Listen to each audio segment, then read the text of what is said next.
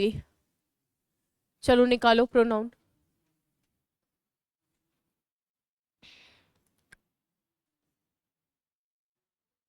क्या? इसका लास्ट में सोल्यूशन ही करवा दूंगी। कल वाली जो 2 शीट दी थी होमवर्क में, उसका लास्ट में सोल्यूशन ही करवा दूंगी, ये कह रही हो ना। चलिए, अब एक टेबल है जो आप लोगों के पास बनी हुई है, उसको लिखना नहीं है, आपको लिखने की जरूरत नहीं है, थोड़ा टाइम सेव हो जाएगा। इन केस लिखना चाहो तो बता देना, वैसे समझना, पूरा बोर्ड पे ध्यान रखना। आज हम लोग पढ़ेंगे प्रोनाउन, क्योंकि हम लोग पार्ट्स ऑफ स्पीच पढ़ रहे हैं, सारे पार्ट्स जिनसे एक सेंटेंस बनता है। तो उसमें हमने नाउन पढ़ा, एडजेक्टिव पढ़ा, देन हमने वर्ब पढ़ा, 3 पार्ट्स ऑफ स्पीच हम कंप्लीट कर चुके हैं। नेक्स्ट पार्ट ऑफ स्पीच हमारा है प्रोनाउन। नाउन के बाद में अगर कुछ काम में आ रहा है तो वो क्या आएगा? प्रोनाउन ही आएगा, क्योंकि प्रोनाउन होता क्या है? Replacement of noun. भाई प्रोनाउन क्या होता है? नाउन की जगह पे जो काम में आता है। हिंदी में पढ़ के आती हो ना, सर्वनाम क्या होता है? जो संज्ञा की जगह पे काम में आता है। तो सिंपल वर्ड्स में मैं आपको बोलूंगी ये रिप्लेसमेंट ऑफ नाउन होता है। क्या होता है? Replacement of noun. चलो ये भी बहुत अच्छी बात है कि रिप्लेसमेंट ऑफ नाउन है, पर इसको यूज कैसे करेंगे? हमारे काम का तो प्रोनाउन दिखता कैसे है और यूज कैसे करेंगे। हम जो भी पार्ट ऑफ स्पीच पढ़ेंगे उसको पहचानना सीखेंगे, प्लस उसका इस्तेमाल करना सीखेंगे। चलिए अब एक बारी बोर्ड पे ध्यान दो। मैंने कहा ये जो प्रोनाउन होते हैं ये खूब तरीके के होते हैं, बहुत सारे तरीके के होते हैं। जैसे सब्जेक्ट का प्रोनाउन आप देखो, फिर आप ऑब्जेक्ट का प्रोनाउन देखो। सब्जेक्ट का प्रोनाउन का मतलब है वो प्रोनाउन जो सब्जेक्ट की प्लेस पे बैठेंगे। भाई नॉर्मल स्ट्रक्चर क्या होता है? तो वो प्रोनाउन जो सब्जेक्ट के प्लेस पे बैठेंगे, देन वो प्रोनाउन जो ऑब्जेक्ट के प्लेस पे बैठेंगे। तो सब्जेक्ट वाला हो गया, ऑब्जेक्ट वाला हो गया। उसके बाद हम लोग देखते हैं डिटर्मिनर, पजेसिव डिटर्मिनर।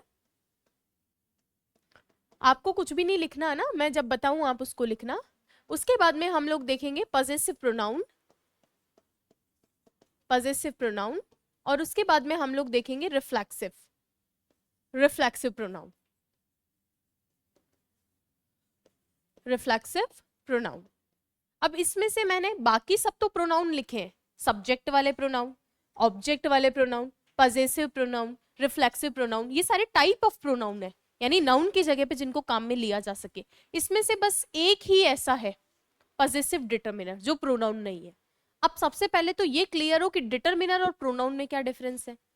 भाई आपने यहाँ लिखा, हम कैसे आइडेंटिफाई करेंगे? तो ये नोट डाल के आप सबसे पहले लिखो, सभी लोग इसी में लिख लो, चाहे कॉपी में लिख लो। मैं तो चाहती हूँ कि आप घर जाके इस जो आपको ये शीट बनी हुई है ना, इसको आप कॉपी करो अपनी कॉपी में। क्या होता है कि जब हम रिवाइज करते हैं तो हम लोगों को चीजें एक जगह रहती है, तो हम अच्छे से रिवाइज कर पाते हैं ना।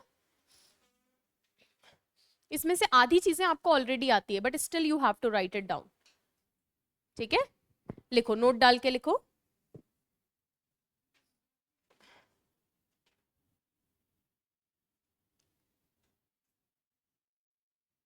हम्म, डिटर्मिनर और प्रोनाउन में क्या डिफरेंस होता है? सबसे पहले तो मुझे ये बताओ, जो प्रोनाउन होता है उसको नाउन की जरूरत होती है क्या? यहीं से स्टोरी स्टार्ट होगी। प्रोनाउन को नाउन की जरूरत होती है क्या? होती है, होनी चाहिए ना। भाई प्रोनाउन को नाउन की जरूरत होती है क्या? हिंदी में सोच के देखो, सर्वनाम को संज्ञा की जरूरत होती है क्या? सपोज मैंने वह लिख दिया, अब आगे वह का नाम लिखना जरूरी है क्या? नहीं है। मैंने ये लिख दिया, ये, इसके बाद में बताना जरूरी है क्या? भाई रिप्लेसमेंट ऑफ नाउन है, नाउन की जगह पे आ रहा है वो, उसके साथ में नाउन की जरूरत नहीं होती है। तो सबसे पहली चीज तो ये कि प्रोनाउन को नाउन की जरूरत जनरली नहीं होती है। तो जनरली प्रोनाउन को नाउन की जरूरत नहीं होती है, ये एक चीज आपको ध्यान में रखनी है। दूसरी बात, डिटर्मिनर को नाउन की जरूरत होती है क्या? डिटर्मिनर देखा है क्या आपने? एक दो एग्जाम्पल मैं आपको दूं, आपके एग्जाम में डायरेक्टली मेंशन्ड है, जैसे ईच है, एवरी है, बोथ है, मैनी है, सम है। देखा सबने? यूज कैसे होगा वो बात की बात है, देखा सबने, इस तरीके के डिटर्मिनर होते हैं। ठीक है, each, every, many, a lot of, ये सब क्या है? डिटर्मिनर है। अब इसको नाउन की जरूरत है क्या? जरूरत होती है। कुछ भी चीज आपको परेशान करे ना, तो सिंपली चेक कर लो, सपोज मैंने यहाँ लिख दिया सम, सम एक डिटर्मिनर है, और सम का अर्थ क्या होता है? कुछ। मैं बार बार बोल रही हूं कुछ कुछ कुछ कुछ कुछ, तो तुम क्या बोलोगे? कुछ क्या? कुछ क्या? और जो क्या का जवाब देता है वो क्या होता है?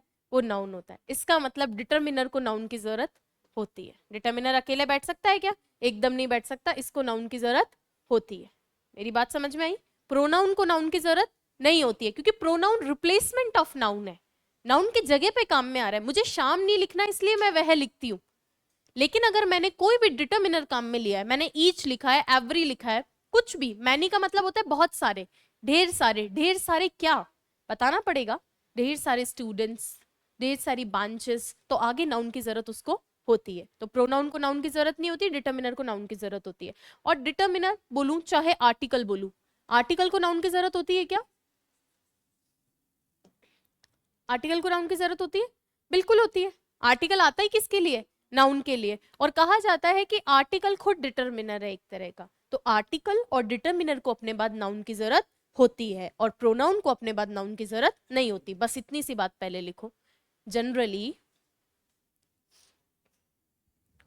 जनरली, जनरली स्पेलिंग लिखूं? लिख लोगे? सामान्यतः लिख लो। जनरली या सामान्यतः, वैसे लिख रखा है यहाँ पे, जनरली या सामान्यतः प्रोनाउन को, प्रोनाउन को नाउन की जरूरत नहीं होती है।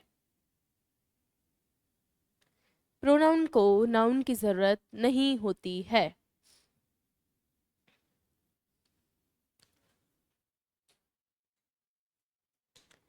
क्लियर है इतनी सी बात? प्रोनाउन को नाउन की जरूरत नहीं होती। नीचे लिखो डिटर्मिनर को, डिटर्मिनर को,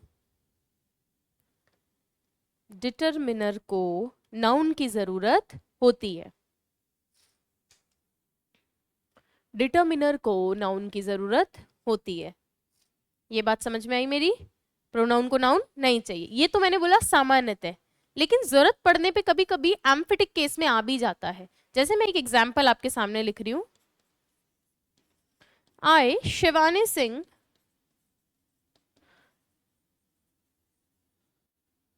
a resident of, a resident of Pratap Nagar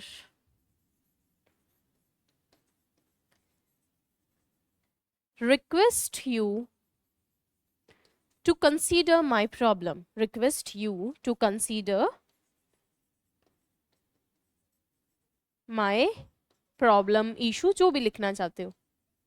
अब यहाँ पे ये प्रोनाउन है, आई सब्जेक्ट का प्रोनाउन है, मैंने उसके बाद अपना नाम लिखा, मेरे बारे में जानकारी दी, नाम मेरा नाउन ही है एक। मैंने प्रोनाउन को नाउन की जरूरत नहीं थी, बट मैंने यहाँ लिखा है। इसलिए नहीं कि प्रोनाउन बिना नाउन के नहीं बैठ सकता, इसलिए कि मुझे वो इंफॉर्मेशन देने की जरूरत थी। इसको बोलते हैं स्पेशल मेंशन। क्या बोलते हैं? Special mention. या तो कहीं जोड़ देना हो, आप देखते हो दादागिरी ऐसे करते हैं, मैं फलान सिंह देख लूंगा तेरे को, तो वहां मैं के बाद अपना नाम क्यों बताता है? जोड़ देने के लिए। भैया तू जान नहीं रहा है मैं कौन हूं। और यहाँ पे हम कर रहे हैं स्पेशल मेंशन। स्पेशल मेंशन का मतलब क्या होता है? स्पेशल का मेंशन का मतलब कि वहां जरूरत है आपका नाम बताने की। मान लो मेरे एरिया के अंदर लाइट्स नहीं आ रही है, मैं बोल दूंगी सर मेरे एरिया में लाइट नहीं आ रही है। वो बोलेगा तुम कौन? जयपुर में इतने लोग रहते हैं, तुम कौन? वहां तुम्हें बताना पड़ेगा हु आर यू, देन आपका प्लेस। तो जब हम एप्लीकेशन लिखते हैं, लेटर लिखते हैं, तो वहां पे जरूर अपना नाम मेंशन करते हैं। उसका कारण क्या है?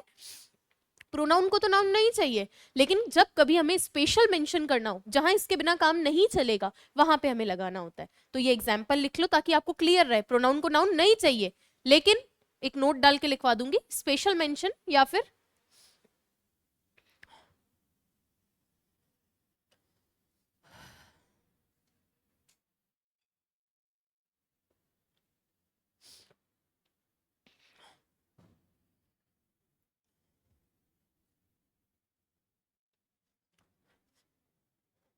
एसी चल रहा है क्या?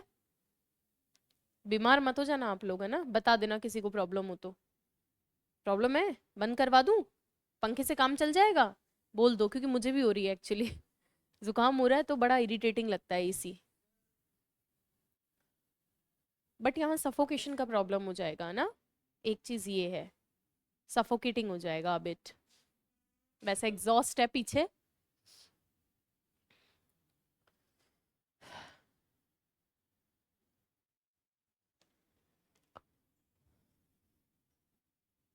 ठीक है, तो नोट डाल के लिख लो।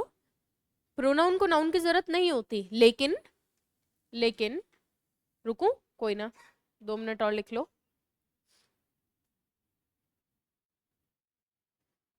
यहाँ कहीं है मेरी तरह ना, तो देख लेना, बीच बीच में चला भी देना, वरना हो सके शहीद हो जाएंगे ये सब आरएस बनने से पहले, सफोकेशन ना हो। एग्जॉस्ट चला देना हो सके तो पीछे।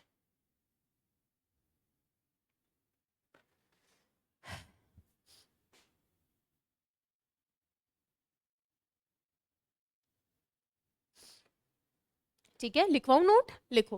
प्रोनाउन को नाउन की जरूरत नहीं होती है।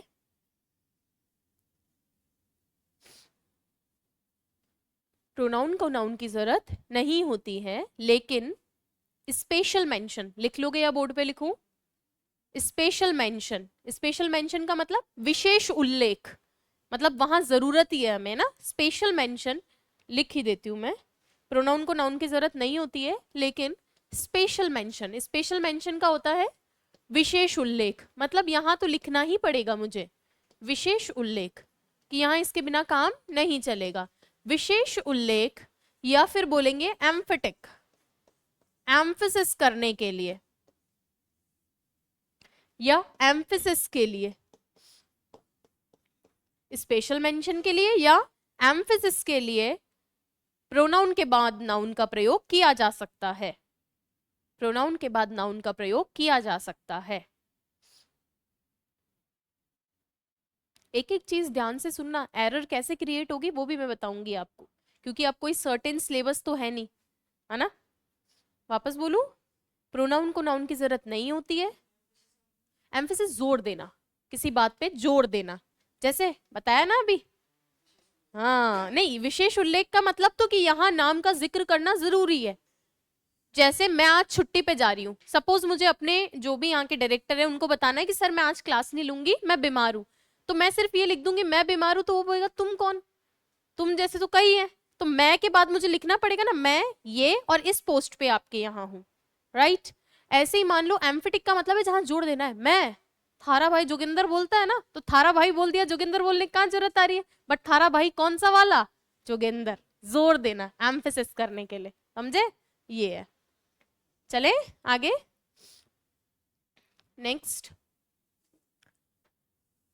हाँ, डिटर्मिनर को नाउन की जरूरत होती है क्या? बिल्कुल जरूरत होती है, कोई भी डिटर्मिनर हो उसको नाउन की जरूरत पड़ती है। अब आ जाओ वापस, जो मैं लिखवाना चाह रही थी आपको, आपको लिखना नहीं है, समझना है ना, ये लिखा लिखाया है, इसमें कुछ नहीं है, बस समझ में आ गई तो चीजें आसान हो जाएंगी। अब आप जानते हो कि 3% में हमारे प्रोनाउन चलते हैं और तीनों पर्सन बहुत ज्यादा यूज आते हैं। क्यों? क्योंकि मान लीजिए आपको एक पैराग्राफ लिखना है, सपोज एक पैराग्राफ लिखना है, किसी भी चीज पे लिखो, सपोज वाटर कंजर्वेशन पे ही लिखना है, तो आप बार बार हर लाइन की शुरुआत में वाटर कंजर्वेशन लिखोगे क्या? नहीं लिखोगे ना। अक्सर इसी तरीके के माध्यम से तो एग्जामिनर को पता चल जाता है कि इसको इंग्लिश नहीं आ रही है। छोटी छोटी गलतियां जो हमें लगता है कि हमें नोटिस में नहीं आ रही है, लेकिन जो कॉपी चेक कर रहा है उसकी हर चीज नोटिस में आती है, पहली लाइन पढ़ते ही वो पता लगा लेगा, सब्जेक्ट वर्ब देखते ही, रिपीटेशन देखते ही। तो हमें प्रोनाउन की जरूरत इसीलिए होती है ताकि हमारा रिपीटेशन कम से कम हो। अब सबसे पहली बात कि सब्जेक्ट है तो हम तीनों पर्सन में बात करेंगे, मैं फर्स्ट पर्सन से स्टार्ट करती हूँ। फर्स्ट पर्सन में कौन कौन आता है? आई और वी, नहीं पता कोई बात नहीं, मैं बता रही हूँ। आई और वी किस में आते हैं? फर्स्ट पर्सन में। तीन तरह के प्रोनाउन होते हैं तीन पर्सन के। फर्स्ट पर्सन में कौन आता है? आई और वी। सेकंड पर्सन में कौन आता है? यू। थर्ड पर्सन में कौन आता है? हाँ, ही शी इट दे। किसी का मन हो तो लिख लो, वरना जनरली पता रहता है, कोई बात नहीं। चलिए, फर्स्ट पर्सन की अगर मैं बात करूं तो मान लो मुझे फर्स्ट पर्सन में मैं लिखना है, तो सब्जेक्ट फॉर्म इसका क्या होगा? आई होगा, सबने सुना है। चलो, ऑब्जेक्ट फॉर्म इसका क्या होता है? मी, ये भी सुनता है अक्सर। मैं कॉमन एक चीज बता रही हूँ जो आप लोगों को पहले से आ रही है, सब्जेक्ट की जगह पे आप आई लिखोगे, ऑब्जेक्ट की जगह पे आप मी लिखोगे। अब जहां से आप गलती करते हो और जहां से एरर क्रिएट होती है वो मैं आपको बताती हूँ। पजेसिव डिटर्मिनर और पजेसिव प्रोनाउन। पजेसिव डिटर्मिनर क्या होता है आई का?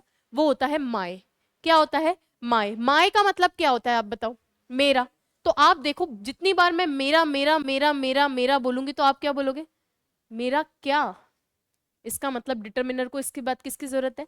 नाउन की। ये क्या है? डिटर्मिनर है।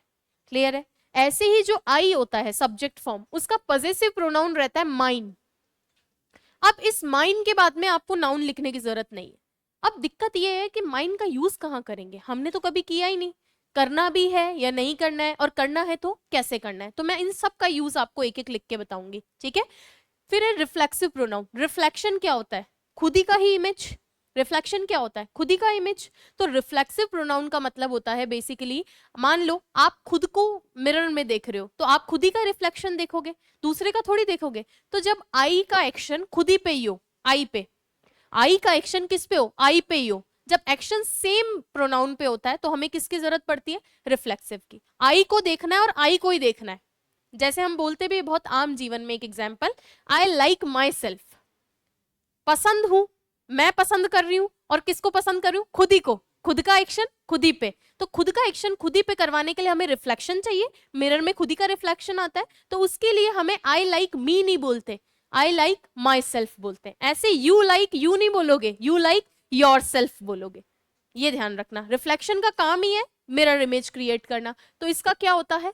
My self. ये ध्यान रखना, सेल्फ का मतलब स्वयं ही तो होता है। सेल्फ ड्राइविंग कार होती है ना, खुद से चलने वाली, तो स्वयं खुद पे एक्शन करवाना है। क्लियर है? ये एक लाइन है। अब इसके बाद में मैं आपको ये लिखवाऊंगी, उससे पहले वी का और देखते हैं और रिफ्लेक्सिव को थोड़ा और समझाती हूँ, फिर एग्जाम्पल देखेंगे। वी सब्जेक्ट फॉर्म है हम का, इसका ऑब्जेक्ट फॉर्म क्या होता है? अस। अब कुछ लोगों को ये चीजें पता होती है, हम स्कूल पास करके आते हैं तो ऑब्वियसली हमें पता होती है, लेकिन जब हम खुद कुछ लिखना चाहते हैं तो हमारे डिस्टर्बेंस हो जाता है। हम लिखना चाह रहे हैं, हम लिखना भी चाह रहे हैं, पता नहीं क्यों हाथ अस लिख देता है। हम लिखना अस चाह रहे हैं लेकिन पता नहीं क्यों हाथ आर लिख देता है। उसका रीजन है कि हम प्रैक्टिस करते ही नहीं है। कभी लिखिए हो तो कभी कुछ हो, सीधा जाके पेपर ही लिखते हैं, तो वहां उस टाइम पे चीजें इतना क्लिक नहीं करती है। और इंग्लिश आपकी भाषा है भी नहीं कि जिसमें नहीं आपको आ रहा है तो आप लिख दोगे, तो इसीलिए इनकी प्रैक्टिस आपको रिक्वायर्ड है। ये ध्यान रखना। पॉजिटिव डिटर्मिनर इसका क्या होगा? आर। आर का मतलब क्या होता है? जिसको आप आवर बोलते हो। आजकल क्या है कि मॉडर्न इंग्लिश में काफी चीजों का प्रोनाउंसिएशन चेंज हो गया है। जैसे लॉयन क्या बन गया? लायन बन गया। वैसे ये आवर क्या बन गया? आर बन गया। पावर क्या बन गया? पार बन गया। तो थोड़ा बहुत ऐसे चेंजेस आए हैं। हाँ जी, हमारा। अब मैं बार बार बोलूंगी हमारा हमारा हमारा हमारा हमारा क्या, क्योंकि ये डिटर्मिनर है, इसको इसके बाद नाउन की जरूरत है। जो क्या का जवाब मांगे वो क्या होती है? नाउन होती है। अब इसका जो पॉजिटिव प्रोनाउन है वो होता है आर्स। अधिकतर जो पॉजिटिव प्रोनाउन होते हैं ना वो एस लगने से बन जाते हैं पॉजिटिव डिटर्मिनर में, अधिकतर।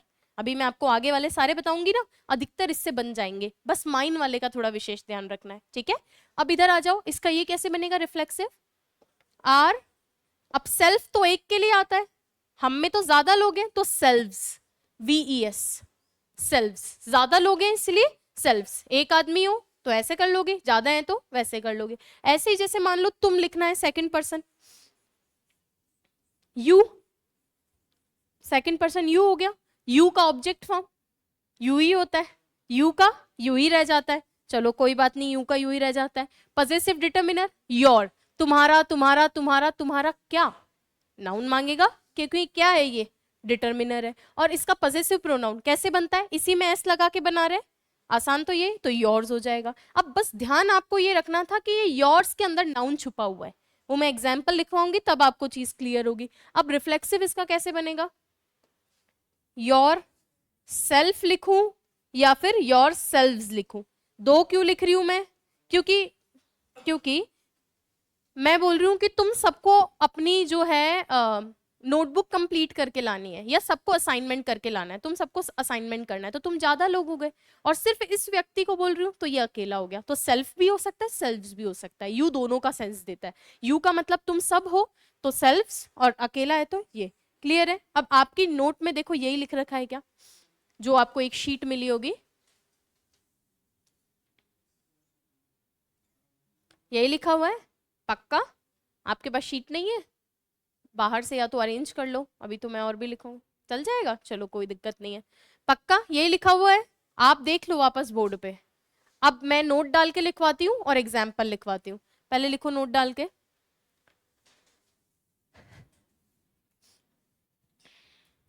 रिफ्लेक्सिव प्रोनाउन, आप इसके लिए जगह जरूर छोड़ना, एक पेज पूरा छोड़ देना है ना, जहां भी जगह मिले इस टेबल को आपको कॉपी करना है, शीट आपको दे ही रखी है, आप खुद से लिखोगे तो याद होगा ना। रिफ्लेक्सिव प्रोनाउन, रिफ्लेक्सिव प्रोनाउन का यूज, रिफ्लेक्सिव प्रोनाउन का यूज सब्जेक्ट के प्लेस पे नहीं किया जाता है। रिफ्लेक्सिव प्रोनाउन का यूज सब्जेक्ट के प्लेस पर नहीं किया जाता है। क्या बोला, मेरी बात समझ में आई आपको? क्या बोला मैंने? रिफ्लेक्सिव प्रोनाउन का यूज सब्जेक्ट के प्लेस पे नहीं आता। भाई सबसे बेसिक स्ट्रक्चर क्या है? Subject, verb, object. कहने का मतलब है रिफ्लेक्सिव वर्ब के इधर नहीं बैठेगा। यही बात है कि जो मैंने लिखवाई है।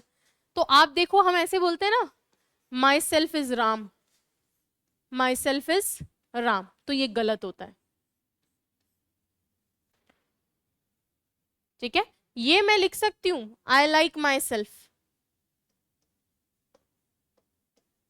ये एकदम सही है।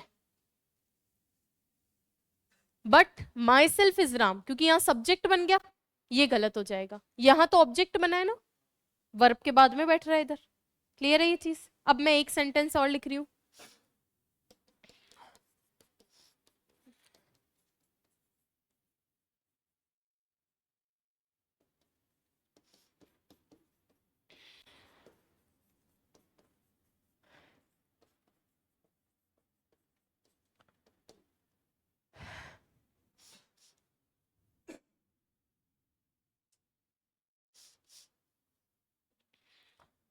ठीक है, सही है ये। इधर तो आना ही नहीं चाहिए ना माई सेल्फ, जगह ही गलत है ये तो गलत हो गया सेंटेंस। सेंटेंस तो सही है ये। फिर ये यहाँ कैसे लिखा? अभी तो ऊपर हमने नोट डाल के लिखा है। अगेन एम्फेटिक है। हम बोलते हैं ना, मैं खुद ही जाऊंगा, बोलते हैं ना, तो क्या होता है कि जब स्पोकन इंग्लिश होती है, आम बोलचाल की भाषा, क्योंकि इंग्लिश तो है भाषा ही एक्चुअली, तो आम बोलचाल में तो जैसे मैं कोई बात बोल रही हूँ, कीप योर माउथ शट, तो तुम्हें एक्सप्रेशन से पता चल जाएगा मैम गुस्से में। प्यार से बोल रही हूँ, खुश होके, मैम अच्छे मूड में। बट जब मैं कोई चीज लिखती हूँ तो तुम्हें कैसे पता चलेगा कि मेरा मूड क्या है? तो इंग्लिश में कुछ एम्फेसिस से, कुछ एक्सक्लेमेशन से हम लोग लिखने में भी मूड बताने की कोशिश करते हैं।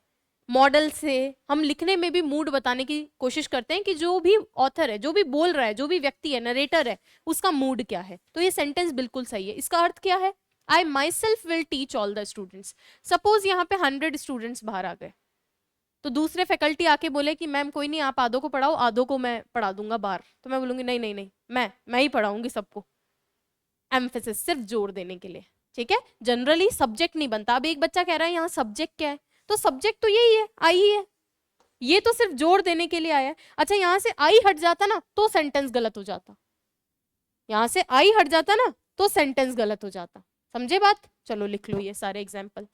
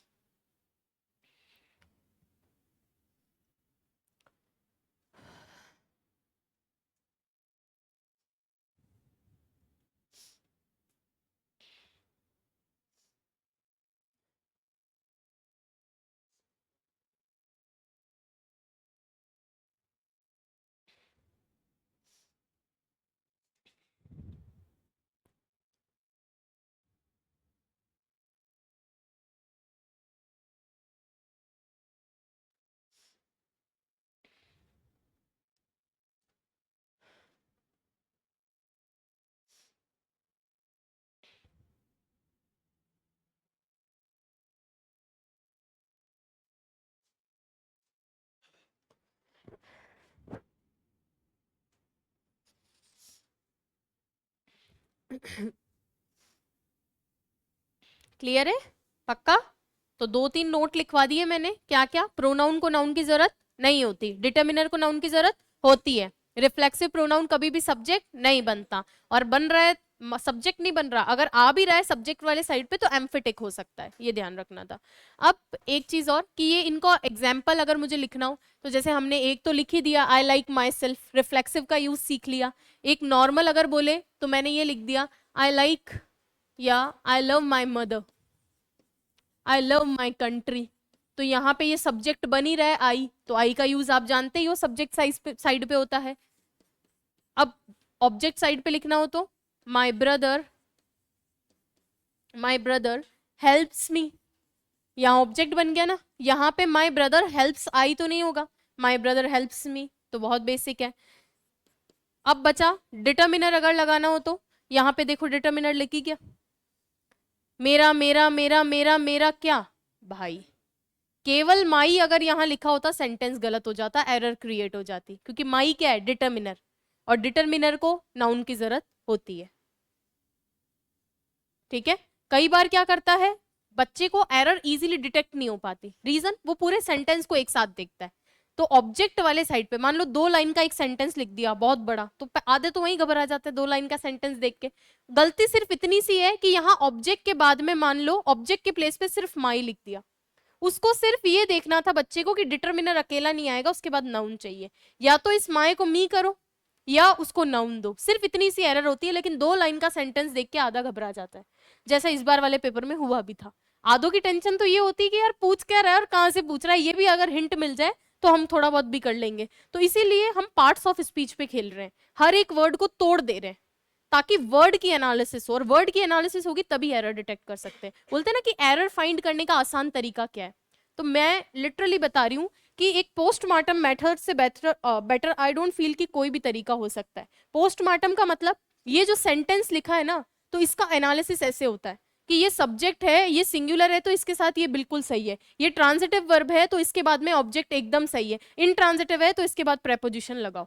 इस लेवल पे अगर आप डिटेक्शन करते हो तब तो कोई आदमी 10 में से 10 कर सकता है। अदरवाइज वही जो 5-6 का रेशियो चलता है कि भाई कुछ टॉपिक्स हम पढ़ के गए, और वो भी तब हो जाता था जब वो लोग थोड़ा सिलेबस को उस तरीके से यूज कर रहे थे। नेमली अब 1-2 बार से ट्रेंड में थोड़े थोड़े चेंजेस हो रहे हैं, तो वो हो सकता है कि कुछ और दे दें। इस बार पार्टिसिपल का क्वेश्चन दिया था, इस बार डिग्री का क्वेश्चन दिया था, पहला क्वेश्चन डिग्री का था, तो कुछ भी हो सकता है। तो एक बार ही पढ़ना है तो फिर थोड़ा चीजें को ढंग से डेप्थ में पढ़ना ही पड़ेगा। और सबसे बड़ी चीज ट्रांसलेशन और पैसेज की तो छोड़ ही दो। मैं कह रही हूँ सबसे छोटा एग्जाम अभी स्टेट में सीईटी है, अग्री, उसके पैसेज भी नहीं हो रहे हैं बच्चों से। पहले होता था कि मैच कर लेते थे, अब आपको इंग्लिश आ रही है, आप कॉम्प्रीहेंड कर पा रहे हो, तब आप उस पैसेज को कर सकते हो। मैच वाला सिस्टम गया। इस बार जो आरएस एग्जाम में पैसेज आया था, पढ़ने में ही नहीं आ रहा था, छोड़ दिया, जाने दो 10 नंबर, जबकि बच्चे पहले ये होता था 8 नंबर तो पैसेज के गिन के जाते थे कि ये तो आएंगे ही आएंगे, लाइनें तो ढूंढूंगा ही ढूंढूंगा। अब ये है कि ये 8 भी नहीं आ रहा है, अब क्योंकि लैंग्वेज को थोड़ा सा उन्होंने भी जज कर लिया कि यार हल्के में ले लिया, दिशा पढ़ के सारी दुनिया ही पास हो रही है तो उन्होंने कहा ऐसे तो कैसे काम चलेगा। आप देखो इसी में नहीं, हर सब्जेक्ट में ऐसा कर रहे हैं। इस बार जो बाकी पेपर्स थे जीके वाले, उनमें भी चेंजेस देखने को मिले, और सब एग्जाम में आप देखो कि जो एमसीक्यू पेपर्स होते हैं स्टेट वैकेंसीज वाले, उनमें भी नए नए क्वेश्चन आ रहे हैं जीके के। तो अब वो लोग चेंज कर रहे हैं, बट हम अपने डर्रे को नहीं बदल पा रहे, वही प्रॉब्लम है। बस अपने रिजिडनेस को छोड़ना होगा, स्टर्ननेस को छोड़ना होगा। तो बारीकी पे ध्यान दो, जैसे जैसे बता रही हूँ 20 दिन चुपचाप बस उसको फॉलो करो, ठीक है। चलो अब एक मैंने आपको इसका बता दिया, एक हमने रिफ्लेक्सिव का लिख लिया। अब जो एक्चुअली जो आपको मुझे बताना था वो बताना था प्रोनाउन, पजेसिव प्रोनाउन कैसे यूज में आता है। तो देखो प्रोनाउन यूज में कहाँ आता है, जहां पे नाउन नहीं चाहिए, नाउन की जगह प्रोनाउन आता है। पजेसिव प्रोनाउन नाउन का रिप्लेसमेंट है। और क्यों यूज करते हैं, एक वाक्य में, एक सेंटेंस में एक ही नाउन को एक से ज्यादा बार इस्तेमाल करना हो तो बार बार थोड़ी नाउन लिखेंगे। एक सेंटेंस में एक से ज्यादा बार सेम नाउन को काम में लेना हो तो क्या आप वो उसको यूज करोगे एज इट इज, नहीं। तो नाउन के रिपीटेशन को बचाने के लिए पजेसिव प्रोनाउन आता है। समझे क्या मेरी बात, वापस बोल रही हूँ, ध्यान से सुनना। एक कोई वाक्य है, उसमें मान लो चेयर 2 बार आ रही है, चेयर 2 बार आ रही है, वो काले रंग की चेयर है और वो मेरी चेयर है, पहले भी चेयर फिर भी चेयर, क्या है बार बार चेयर चेयर। तो एक सेंटेंस में एक से ज्यादा बार नाउन अगर रिपीट होती है ना, तो उस रिपीटेशन को बचाने के लिए हम प्रोनाउन लगाते हैं। और क्योंकि हमें डिटर्मिनर से काम चलेगा नहीं, डिटर्मिनर को तो खुद को नाउन चाहिए, तो हम क्या लगा देते हैं, प्रोनाउन लगा देते हैं। क्लियर है ये बात, चलो सेंटेंस लिखो।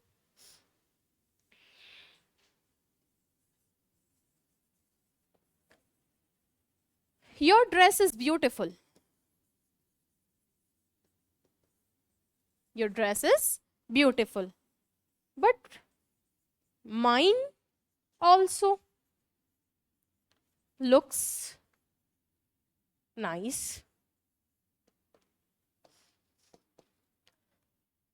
सेंटेंस लिखो, तुम्हारी ड्रेस कैसी है? अच्छी है, सुंदर है। अब यहां पे मैं कहना चाह रही थी माई ड्रेस ऑल्सो। यहाँ माइन का मतलब क्या है? माई ड्रेस है। मैं कह रही हूँ तुम्हारी ड्रेस अच्छी लग रही है, लेकिन मेरी भी तो अच्छी है। तुम्हारी तो अच्छी लग ही रही है, लेकिन मेरी भी तो अच्छी है। अच्छी क्या लग रही है, मैं या ड्रेस? ड्रेस। यहां तुमने ड्रेस बोल दिया, दोबारा तुम ड्रेस बोलते। एक ही सेंटेंस में दोबारा उस नाउन को रिपीट करने से बचने के लिए हमने क्या लगा दिया? पजेसिव प्रोनाउन लगा दिया। अब माइन का मतलब ही क्या है? My dress. क्योंकि माइन माई को डिनोट कर रहा है और प्रोनाउन है, तो इसका मतलब नाउन छुपी हुई है। और नाउन पहले कौन सी जिक्र में आई है? ड्रेस। मेरी बात समझ में आई क्या?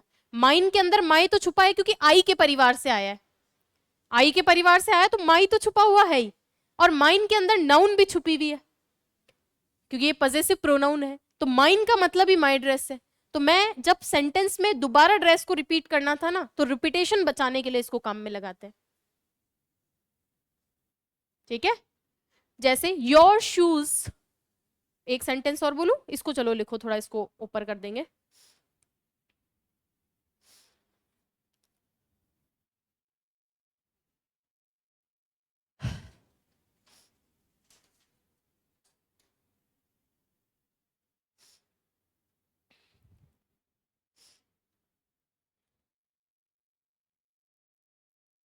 ऑनलाइन स्टूडेंट्स प्लीज अपनी क्लास की नियमितता को बनाए रखना, क्योंकि मैं देखती हूँ कि एडमिशन का 1/6 बच्चे भी लाइव नहीं रह पाते हैं।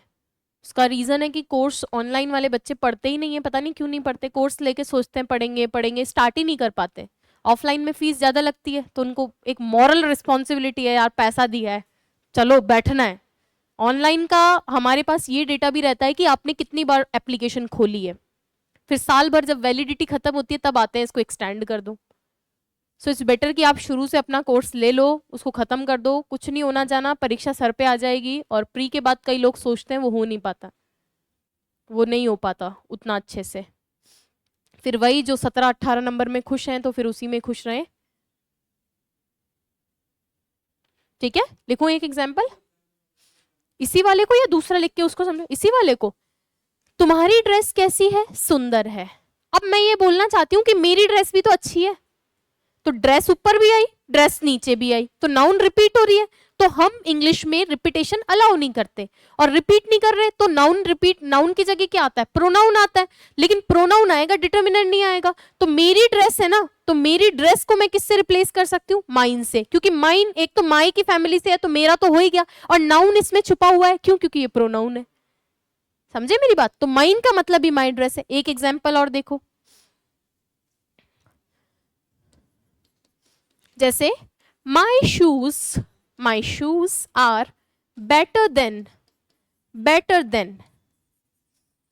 You, yours or your. आपको मुझे बताना है कि कौन सा होना चाहिए, ए, बी या सी। प्लीज सोच समझ के जवाब देना, क्योंकि मैंने एक पूरा क्वेश्चन चेंज कर दिया है। गलत मत बोलना, और एक्सप्लेनेशन के साथ में।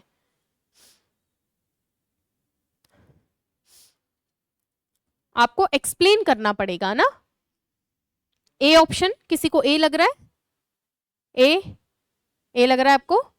बी, सी लग रहा है। देखो मैं आपकी जगह होती तो बी को तो पहले हटाती। मेरा सिंपल फंडा है रिजेक्ट करना। मैं अगर एमसीक्यू पेपर की तैयारी हो ना, तो एमसीक्यू पेपर पढ़ाना ही सिर्फ 1.5 महीने का है। ये नहीं होगा, ये नहीं होगा, ये नहीं होगा, आंसर यही है। तो मैं रिजेक्शन पे काम करती हूँ कि इसके साथ में आर नहीं आएगा, इसको हटा दो, इसके साथ में बी नहीं आएगा, इसको हटा दो। आप आंसर के पास खुद ही पहुंच जाते हो। मैं आपकी जगह होती इसको हटा देती, क्यों? डिटरमिनर अकेला नहीं बैठेगा, इसको क्या चाहिए? नाउन चाहिए। इसको पहले रिजेक्ट करती। फिर मैं सोचती कि मेरे जूते की तुलना मुझसे होगी या मेरे जूते से होगी। तुम्हारे जूते मुझसे अच्छे हैं या मेरे जूतों से अच्छे हैं? तुम बताओ। तुम किसी को ऐसे बोलोगे, तेरी शक्ल से तो मेरे जूते अच्छे हैं? अब आम जीवन में तो लोग बोल देते हैं, वो बात अलग है कि आपस में लड़के बोल देते तेरी शक्ल से तो मेरे जूते अच्छे दिख रहे हैं, अभी नहीं नहा के आते हैं तो। बट जनरली तुलना समान लोगों में होती है, सेम रैंक में होती है। तुम्हारी ड्रेस मेरी ड्रेस से अच्छी है या मुझसे अच्छी है? मेरी ड्रेस से अच्छी है, तुलना समान से होनी चाहिए। तो जूतों की तुलना मुझसे होनी चाहिए, जूतों से ही होनी चाहिए? जूते से। अब ये तो मुझसे हो गई, तो मेरे को ऐसा ऑप्शन चाहिए जिसमें नाउन भी हो और मेरे हो या तुम्हारे हो। तो इसके अंदर आप जानते हो ये प्रोनाउन है, प्रोनाउन में नाउन छुपी हुई है, तो आंसर क्या होगा? C option. समझे क्या मेरी बात? पक्का लिख लो इसको भी। तो ऐसे एरर क्रिएट होगी और इतनी सावधानी से एरर क्रिएट होगी आपको एहसास भी नहीं होगा। आपके लिए तो अगर यहाँ यू लिख दे तो आपको तो कई देर तक तो हवा भी नहीं लगेगी। ये तो मैंने कॉन्सेप्ट बता दिया, तो चलो फिर भी थोड़ा बहुत पता चल रहा है।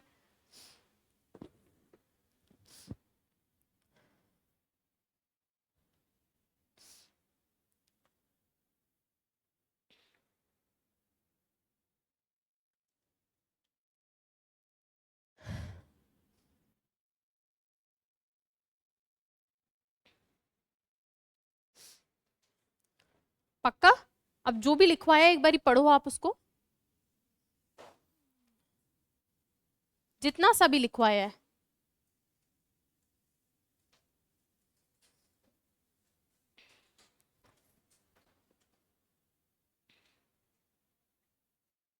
मैं करवा दूं रिवाइज? बोर्ड पे ध्यान दो। प्रोनाउन पढ़ना स्टार्ट किया, पढ़ क्यों रहे? क्योंकि लिखोगे तुम, करना है तुम्हें, नाउन को हटाना है तो प्रोनाउन को लाना ही पड़ेगा, और सबसे ज्यादा यूज ही प्रोनाउन आता है। अब हमारे लिए तो एक जैसे ही दिखते हैं सब, योर आर सब एक सा ही है, तो हमने पहले बांटा 3 पार्ट में प्रोनाउन, 3 तरीके के। कौन कौन से? First person, second person, third person. We started with first person जो कि आई और वी है। आई मतलब मैं, सबको पता है। इसका सब्जेक्ट फॉर्म, सब्जेक्ट वर्ब के पहले आता है या बाद में? वर्ब के पहले। यानी मुझे कभी मेरे को सब्जेक्ट की जगह बिठाना है तो मैं हमेशा आई लिखूंगी। हमेशा क्या? बिल्कुल हमेशा।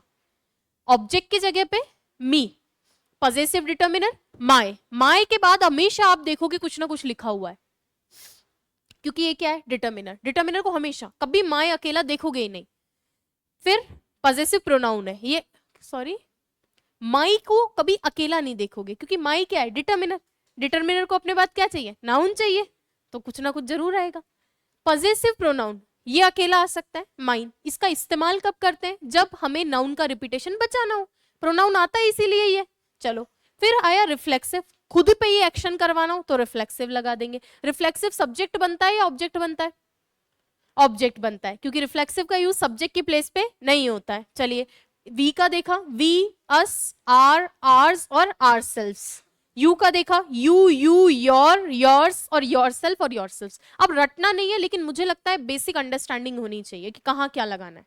रटने के लिए नहीं कह रही, बट एक नॉलेज तो होनी चाहिए ना। चलिए, अब इसके आगे वाले भी हम लोग लिख लेते हैं, ताकि जो आपको शीट, एक टेस्ट आपको दिया है, वो आपको करने में आसानी रहे। अब बचा क्या क्या है हमारे पास? दे बचा है, ही, शी और इट बचा है। देखो, हाँ, ही, शी, इट और दे, यही बचे हैं। चलो, ही वह होता है मेल के लिए, और लड़की के लिए वह है शी, सिंगुलर, मेल और फीमेल। इट किसके लिए? या तो आता है वस्तु के लिए, किसी थिंग के लिए, या फिर आता है जानवर के लिए। या तो किसके लिए? वस्तु के लिए, वस्तु को इट बोलते हो, इट इज अ पेन। या कोई जानवर है तो उसके लिए। अब जानवर को ही थोड़ी बोलोगे, चाहे जानवर आता मेल कैटेगरी में हो, चाहे कुत्ता होता मेल है, आई मीन टू से, जैसे male female, you got it, ठीक है, चाहे वो किसी भी कैटेगरी का हो, बट उसको ही नहीं बोलना है, ठीक है। ही का जो ऑब्जेक्ट फॉर्म होता है वो क्या होता है? हिम होता है। ऐसे ही शी का ऑब्जेक्ट फॉर्म हर होता है, इट का ऑब्जेक्ट इट खुद ही होता है, और दे का ऑब्जेक्ट देम होता है। क्लियर है? इसके बाद हमने क्या लिखा? डिटर्मिनर। ही का डिटर्मिनर क्या होता है? हिज। उसका, उसका, उसका, उसका, उसका क्या? नाउन चाहिए, डिटर्मिनर है। ऐसे ही इसका क्या होता है? हर ही होता है। हर पेन, हर बुक लिखते हैं ना, तो आगे लिखते हैं, तो इसका ये भी यही है, ये भी यही है। मैम हमें कैसे पता चलेगा? आगे नाउन दिखे तो डिटर्मिनर है, नहीं दिखे तो ऑब्जेक्ट है। सब चीजें पोजीशन के हिसाब से आती हैं भाई। आगे नाउन दिखी तो डिटर्मिनर है हर, नाउन नहीं दिखी इसका मतलब प्रोनाउन है, ठीक है, ऑब्वियस है। चलिए इधर देखो, इसका ये क्या होता है? इट्स, इट्स, इट्स कलर, इसका कलर, इट्स ब्यूटी, इसकी ब्यूटी, कुछ भी, बट आगे क्या चाहिएगा? नाउन चाहिए होगा, इसका, इसका, इसका, और इसमें हो तो देयर, उनका। एक तो ये वाला देयर है, जनरली कंफ्यूज होते हैं ना, और एक वो देयर होता है, ये वहां वाला। ये डमी सब्जेक्ट भी बनता है और वहां भी होता है। डमी आगे बताऊंगी, जहां सब्जेक्ट नहीं होता वहां डमी आता है, और एक वहां के अर्थ में भी आता है। ये वाला देयर, ठीक है, अब इधर आ जाओ, इसका कैसे बनेगा? अब इनका तो कैसे बना रहे थे, एस लगा के, तो इसमें क्या करूं आप बताओ, हिजिज कर दूं? अच्छा नहीं लगेगा ना, हिजिंग साउंड हो जाएगा। हिजिंग साउंड मतलब ज़्ज़, अच्छा नहीं लगता। तो इंग्लिश में जहां पे ऑलरेडी एस लगा हुआ होता है ना, वहां हम प्लूरल भी नहीं बनाते हैं। अंग्रेज बहुत होशियार है, उनकी तो ये भाषा है, जैसे हमारी हिंदी भाषा है उनकी तो भाषा है, वो तो हम मूर्ख हैं जो इसको विषय बना के पढ़ रहे हैं। उन बेचारों की तो ये भाषा है, और हमें देखो हम इसको क्या बना के पढ़ रहे हैं, सब्जेक्ट बना के, कि इंग्लिश 80 नंबर का एक विषय है, और सब्जेक्ट की तरह पढ़ते हैं, इसलिए फेल भी हो जाते हैं इंग्लिश में। अब उन्हों को तो पता है कि हिस के बाद में एस बोला नहीं जाएगा, तो उन्होंने कह दिया जहां भी एस ऑलरेडी लग रखा है ना, वहां पीछे एस मत लगाओ, हम तो मान लेंगे प्लूरल है, हम तो मान लेंगे, तुम लगाओ ही मत। इसको हिजिंग साउंड बोलते हैं, और हिजिंग साउंड से बचते हैं वो लोग, इसलिए उन्होंने नियम बना दिया कि यहाँ पे हिजी रहेगा, दो हिज लगाने की जरूरत नहीं है। चलिए, और यहाँ क्या होगा, हिमसेल्फ, हिमसेल्फ रिफ्लेक्सिव है। चलिए इधर बताओ, हर्स एस लगने से बन रहा है ना इस वाले में, और इधर क्या होगा, हरसेल्फ, बिल्कुल सही है, खुद पे एक्शन करवाना हो, she like herself, he like himself, इसका एक्शन खुद ही पे हो तब ये आता है ऑब्जेक्ट के केस में। इधर देखो, इट्स का इट्स ही रहेगा, अगेन हिजिंग साउंड आ जाएगा, और इधर क्या लिखूं, इट्स सेल्फ लिख दूं, पक्का। चलो इधर बताओ, देयर्स हो जाएगा, बिल्कुल सही है, और ये प्रोनाउन है, इनको नाउन की जरूरत नहीं है, इनको जरूरत होती है। अब इधर आ जाओ, इसको क्या लिखूं, देमसेल्फ, सेल्व या सेल्व्स, सेल्व्स, क्यों, ज्यादा ही होता है, दे का मतलब क्या होता है, वे, ज्यादा। क्लियर है? देखो आपकी नोटबुक में ये सब लिखे हुए हैं क्या, एक पेज आप बकायदा इसका छोड़ के लिखेंगे ना, शुरू की 2 लाइनें आपको आती है मैक्सिमम, या तो एक ऑप्शन है कि इस पेज को यहाँ से फाड़ के वहीं चिपका दो, जो आलसी लोग हैं, ठीक है, बट इसके पीछे कुछ दे भी रखा है शायद, तो अगर उसकी जरूरत पड़े तो इसको रख लेना, लिख लेना, नहीं तो इस पेज को यहाँ से उठाया और लगाई सैलो टेप, खत्म, यहीं रह जाएगा तो रिवाइज करना हो तो। ठीक है, पक्का? अब इसको आपको हमेशा दिमाग में रखना है, इसको रटना नहीं है, आपसे कोई नहीं पूछने वाला।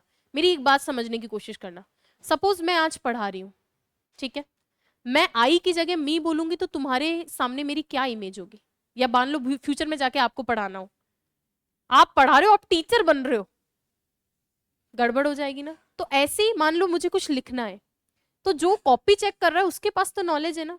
हमारी सबसे बड़ी गलती ये होती है उसको कम आंकना, हम सोचते हैं क्या है 10 20 30 दे देगा, 30 तो दे ही देगा। कईयों को मैं सुनती हूँ 30 तो ऐसे बता रहे हैं हल्के में, जैसे 30 तो ऐसे ही दे रहा है, बहुत अच्छे मार्क्स है 30, बहुत अच्छे मार्क्स है 30। आपको पता हो तो इस बार हाईएस्ट मार्क्स ही पिछली बार वाले में 42 गए, इंग्लिश में हाईएस्ट मार्क्स 42 थे 80 में से, उससे पहले तो मिले थे 60 65, वो उस बार मार्किंग थोड़ी लीनियंट थी, इस बार थोड़ी टफ थी।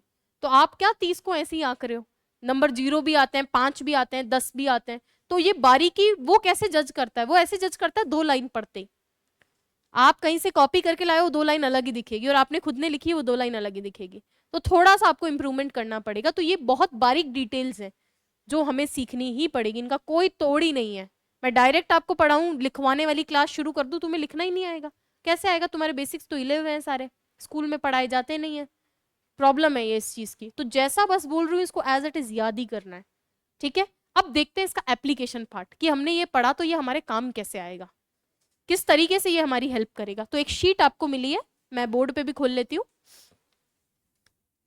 ये देखो एक्सरसाइज दे रखी है, बहुत सिंपल सी एक एक्सरसाइज है, हालांकि करनी इसको पूरा आपको ही है।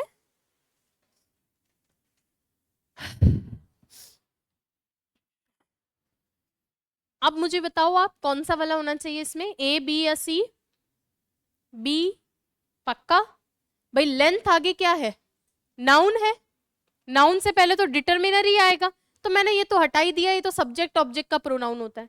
अब बच्चा ये क्या चीज है, तो ये एब्रीवेटेड फॉर्म है, ये तो शॉर्ट फॉर्म है। इट्स का मतलब तो इट इज भी हो सकता है, इट वॉज भी हो सकता है, और इट हैज भी हो सकता है, तो लिख लो इसको, ये तो एब्रीवेटेड फॉर्म है, शॉर्ट फॉर्म है।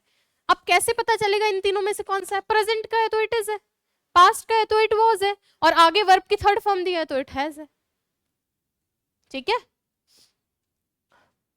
तो ये ध्यान रखना, ही तो एब्रीवेटेड फॉर्म है, तो एक इज ऑलरेडी लग रखा है तो एब्रीवेटेड फॉर्म तो आएगा नहीं, एक सेंटेंस में 2 वर्ब लड़ेंगी आपस में, तो ये तो वैसे भी रिजेक्ट हो गया। आंसर कौन सा है, ये, दिस इज इट्स लेंथ, ये इसकी क्या है, लंबाई है। नेक्स्ट देखो, ही नोज, वो जानता है, वो जानता है, वो जानता है। आगे एड्रेस लिख रखा है, तो एड्रेस ऑलरेडी नाउन है, तो नाउन है, इससे पहले प्रोनाउन आएगा या डिटर्मिनर आएगा? डिटर्मिनर। इन तीनों में से डिटर्मिनर कौन सा है? माय। ये सब्जेक्ट की जगह पे आता है, ये ऑब्जेक्ट की जगह पे आता है, क्योंकि नाउन दे रखी है, तो मैं यहाँ पे मी एड्रेस तो लिखूंगी नहीं, क्या? My address. बस इतना सा, ताकि हम कभी कुछ लिखें तो गलती ना हो। ये थर्ड वाले में से आप यू हटा दो यहां से, या ऐसा करो यू के बाद एंड लिख दो।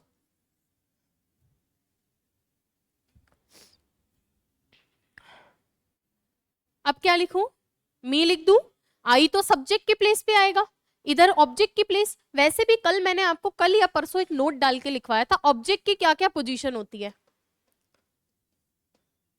लिखवाया था, आपको याद नहीं आ रहा होगा। एक तो ट्रांजिटिव वर्ब के बाद, क्यों? ट्रांजिटिव वर्ब मतलब सकर्मक क्रिया अपने बाद क्या लेती है? कर्म लेती है, तो या तो ऑब्जेक्ट वहां जाएगा, बिल्कुल सही है। और दूसरा क्या लिखवाया था? प्रेपोजिशन के बाद, यही लिखवाया था ना, क्योंकि भाई ट्रांजिटिव है तो ऑब्जेक्ट लेगी, इन ट्रांजिटिव ऑब्जेक्ट नहीं लेगी, और जिद करेगी तो प्रेपोजिशन के बाद लेगी। तो यहाँ पे ये प्रेपोजिशन है, तो इसके बाद ऑब्जेक्ट ही आता है। इन दोनों में से ऑब्जेक्ट कौन बनेगा? यही बनेगा। अब यहाँ एंड लगने से कोई फर्क नहीं पड़ेगा। अब उस तरफ होता तो उधर का देखते, इस तरफ है तो इधर का देखेंगे। नेक्स्ट देखो, व्हाट इज इट्स प्राइस, बिल्कुल सही है। नेक्स्ट देखो 5 नंबर, मी टीच इंग्लिश, सही है क्या? एकदम गलत है, क्या आएगा? आई टीच इंग्लिश, रॉन्ग है, और करेक्ट इसको ऐसे करेंगे, he teaches Ram and, Ram and we तो आएगा नहीं, आर नहीं आएगा, क्योंकि इसको इसके बाद क्या चाहिए होगा? नाउन चाहिए होगी, ये तो अकेले बैठेगा नहीं, हमें तो ऑब्जेक्ट चाहिए, तो यहाँ क्या आएगा? अस। पक्का कर लोगे क्या? लिखो इस शीट पे होमवर्क। पूरी शीट कर सकते हो क्या? ये वाला देखो, इसमें क्या करोगे 10 नंबर में?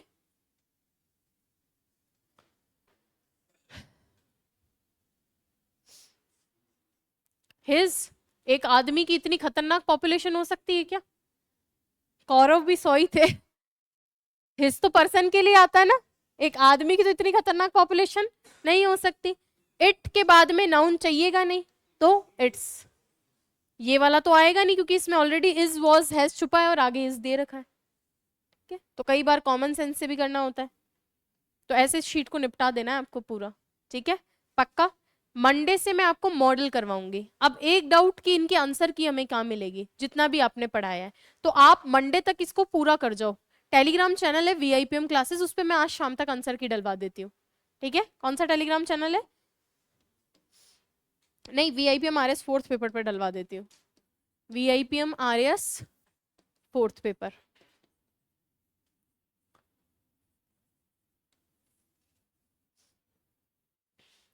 ठीक है, इस पे आंसर की मैं डलवा दूंगी, उससे आप देख लेना, अपना एनालिसिस कर लेना। मंडे से मैं मॉडल स्टार्ट करूंगी, मैजिकल टेबल मॉडल की। हाँ, 22 नंबर, देखो 22 है ही नहीं मेरे में तो, अच्छा नीचे है क्या? हाँ, आप बताओ क्या होना चाहिए? शी का एक्शन है, खुद पे है, तो रिफ्लेक्सिव। देखा, किसको देखा? खुद को देखा। हिज डिटरमिनर है, नहीं आएगा। खुद का एक्शन खुद पे होता है, तो रिफ्लेक्सिव आता है। ठीक है, उसने देखा, किसको देखा? खुद को देखा, किस में देखा? मिरर में देखा। ठीक है, okay, thank you, next class में मिलते हैं। आज थोड़ा सा जल्दी छोड़ रही हूँ।